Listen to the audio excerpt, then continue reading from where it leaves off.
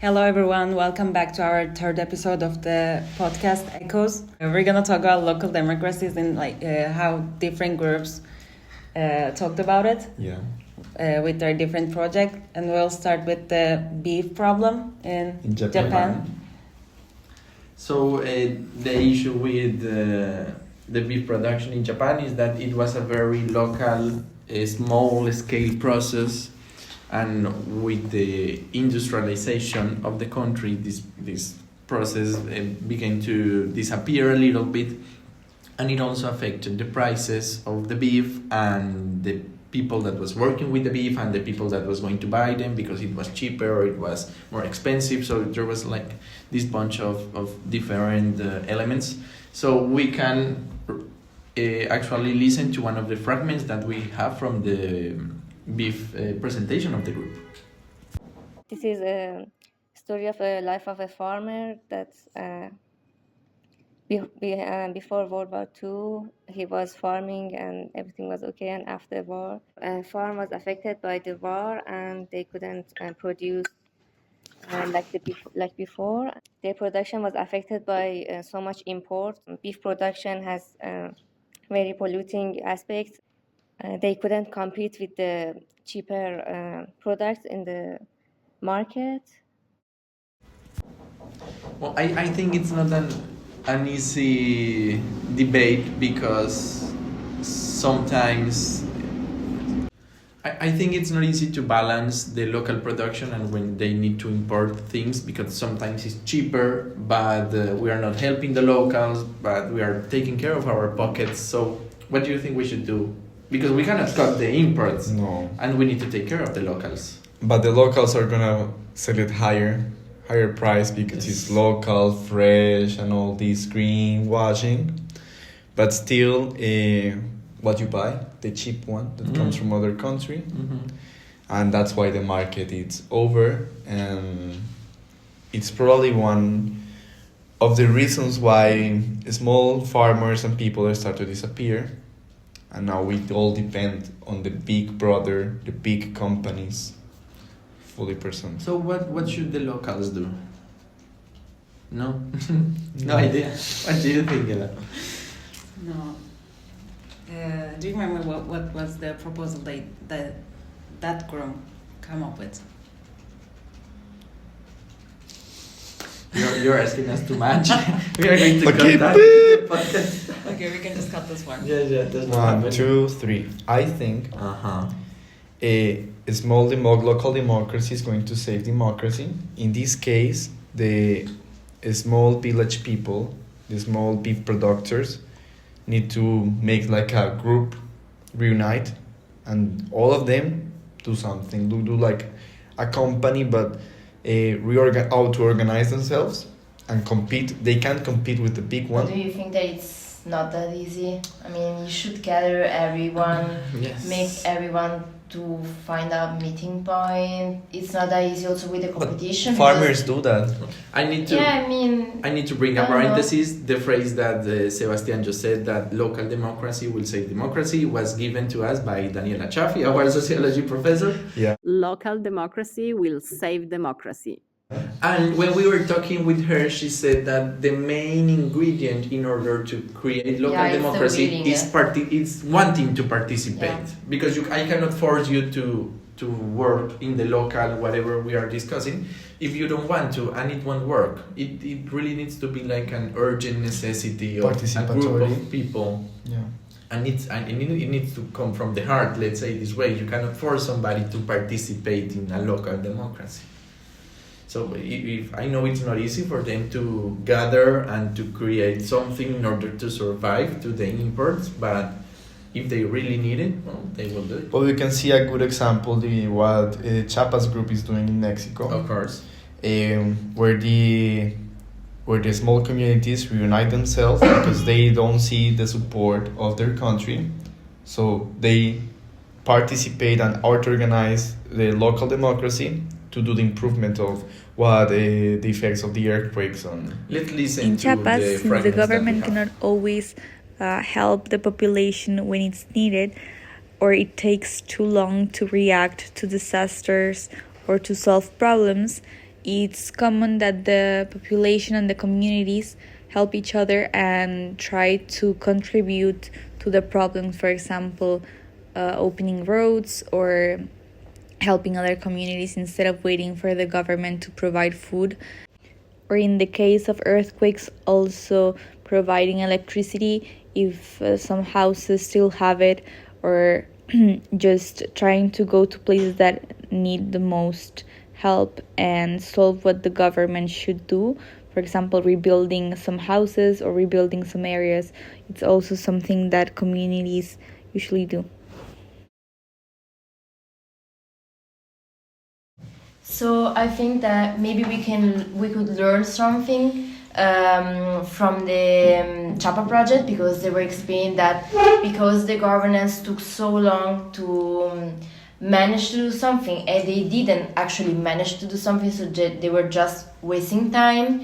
They decided to gather themselves and make like a local community, like a local strategy or government, something like that. They gathered themselves and make a plan to change something. So maybe we could learn something from them, speaking with the about the meat problem, the beef problem. Maybe they could like organize, learn something.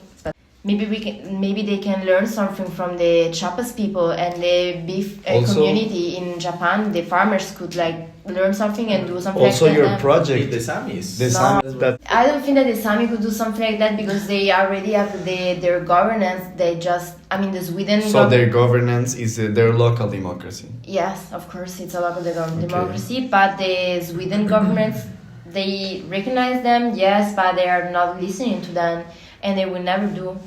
I mean, I hope they do, but I don't think that's gonna happen. I think the Sami issue is different from the Chiapas one, because in Chiapas they can organize themselves and create everything in order to work out the situation, but the Samis, they need to have a legal condition, legal representation, which is something that in Chiapas they don't need. Or for example, in the Arctic, the Arctic is really complex because nobody is the owner of the Arctic, but governments claim to be the owners, and it's terrible. And I think that there's no local democracy in the Arctic, or if there is a local democracy, it's more like a local interaction between. It's a worldwide. It's an interaction of ice, people, animals, also industry, also infrastructures. I think in our project the concept of democracy, it's maybe the small communities in the Arctic, but they are not representative in taking these decisions. They're never taken into account, and they form part of other institutions and all of that. So we're starting now seeing some relationships between all of our projects. What would you suggest is the relation? I had one question before jumping into that. Okay. How local democracy can transform into architecture? For example, with the down-top method of designing, like if we are making something that is for the community, so we are talking about urban design, maybe it's better to ask the people that are going to live in that fraction of the city and ask them what they actually need. If they need a park, if they need, I don't know, a pedonal street. I think I don't know the word in English. No. Yeah, but we get you. Yeah. So it's better just to listen the local community and organize themselves to gather some ideas that also can have the architect to have something that he didn't think of. I think the local democracy, it's going to be someone in the discussion, the participatory process of design. Okay. The local democracy are the ones that participate in the should be the ones that should be participating in the architectural discussion. We do the design, but we do it for them. Of course. Yes. They are the clients at the end of the day. Okay, now we can jump to the conclusions. To the open conclusions part. Okay, so I have one. Maybe Katerina has it too. What is the big problem? The big problem that I recognize, it's basically capitalism, and I already have said that. Like, I think that it's not the way that we see actually capitalism, but it's the understanding that it's inside our society, inside our society structures. It's not the normal meaning that we all know of capitalism. Sí. It's the explanation of it. So yes. Okay. That's mine. What about I yours? think the problem, it's actually humans taking benefit of resources, nature, yes. Creating use extraction. of something, and Yeah. it should not be like that. I think that's the big problem. The problem is the consequences that this extraction for benefit takes. So, for example, what are the consequences of extraction fields? The Sweden, deforestation, the massive production of beef, the nuclear testing, damage to natural resources, Yes. contamination, health problems. All of this is related to the Arctic. So maybe the problem are humans. I think that they're humans, but why are the humans moved? Because of capitalism. You see it yourself. Yes. They're just trying to make a profit over something. That's the meaning, like the explanation of capitalism. And Do you think we can solve it? I think it's really... we can mitigate it a little bit, but I now think we can adapt to it. Yeah. we are adapting. I think that we have to evolving. acknowledge. I think we have to acknowledge that, realize that, and with that tools, adapt to it. Because we are not adapting to it. Actually, we're just living ourselves without knowing that we are controlled by it. Okay, and what about you, Eda? What is your statement?